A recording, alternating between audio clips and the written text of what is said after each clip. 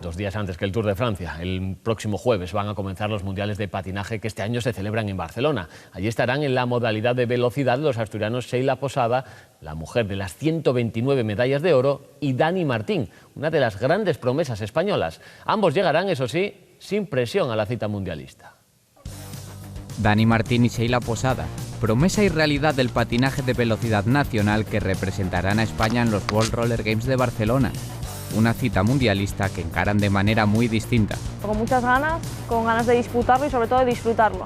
Estoy bastante nervioso porque aparte de no poder estar con la selección concentrada de primeras, voy solo al circuito y me incorporo justo el día antes. Para Dani serán sus primeros World Roller Games, por lo que afronta este campeonato como una oportunidad de aprender y convivir con los mejores, aunque también con el desparpajo que le da su juventud.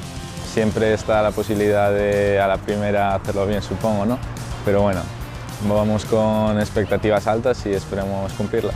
Y para conseguirlo sabe que tiene muy cerca un espejo en el que mirarse. Yo desde que empecé en este deporte, Sheila ya estaba aquí y ya estaba ganando, y es lo que llevo viendo desde pequeño.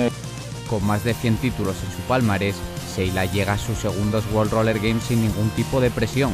Mi objetivo no es conseguir una medalla en los campeonatos del mundo, principalmente porque no entreno para ello. Si quieres ser campeón del mundo, tienes que entrenar como un campeón del mundo, y no es mi caso. Mi vida no gira en torno al patinaje como quieran pensar muchos. Yo tengo mi trabajo como lo pueda tener cualquier otra persona normal.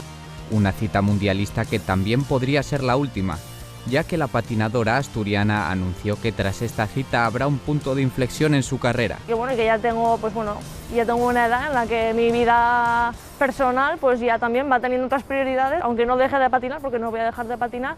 Sí que no me voy a plantear objetivos ambiciosos de voy a intentar ir a un campeonato del mundo o voy a intentar conseguir una medalla en un europeo.